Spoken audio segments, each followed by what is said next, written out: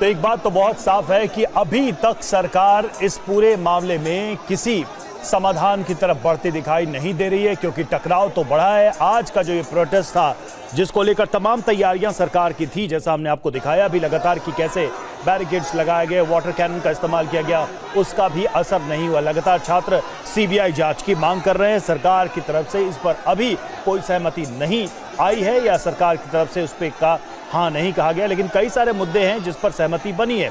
कहां सहमति और कहां पेज देख लीजिए। 14वीं JPSC-PT परीक्षा रद्द करने की बात हुई, हुआ क्या इसमें सहमति बनी है, यानी कि इसमें सरकार इस मांग के लिए सहमत है। दूसरा, बैकलॉग परीक्षाएं रद्द हो, इस पर भी सरकार सहमत हुई है। पीछे की जो परीक्षाएं हुई हैं या होनी थी, जो बैकलॉग की परीक्षाएं थी, उनको रद्द करने की मांग थी छात्रों की, और उस पर भी सरकार सहमत हुई है। तो इस तरीके से इस मुद्दे पर भी सहमति।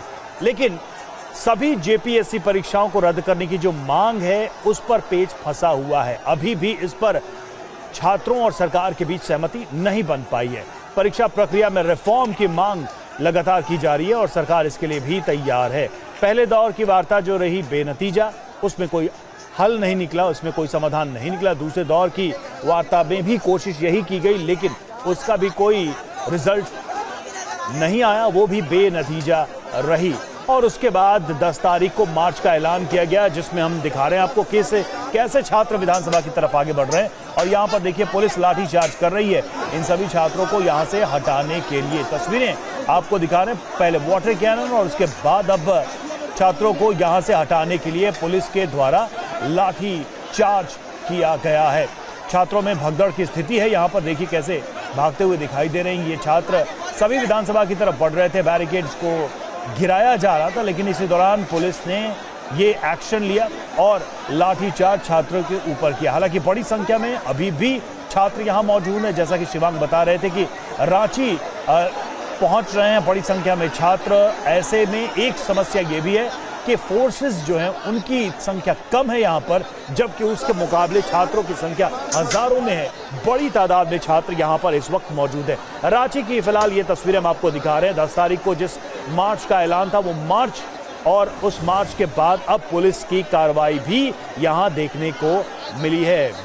विधानसभा के बाहर दूसरी बार लाठीचार्ज हुआ है, ये जानकारी सामने आ रही है। एक राउंड पहले लाठीचार्ज पुलिस ने किया और अब दूसरी बार ये लाठीचार्ज किया गया है।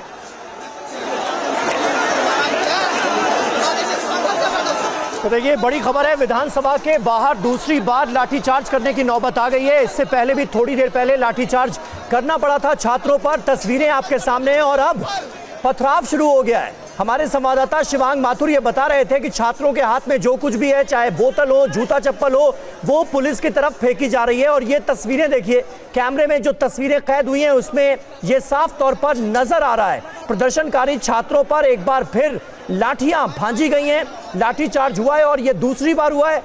और अब तस्वीरें हम देख रहे हैं जिसमें छात्र कुछ फेंकते हुए नजर आ रहे हैं पुलिस की तरफ। शिवांग माथुर हमारे संवाददाता हमारे साथ मौजूद हैं। शिवांग, इस वक्त चल क्या रहा है? तस्वीरें हमारे सामने हैं जिसमें छात्र पुलिस की ओर कुछ फेंकते हुए नजर आ रहे हैं, क्या हो रहा है? अलग अलग तरह के लोग अलग अलग तरीके से अपने बातों को सरकार तक पहुंचाने की कोशिश कर रहे हैं।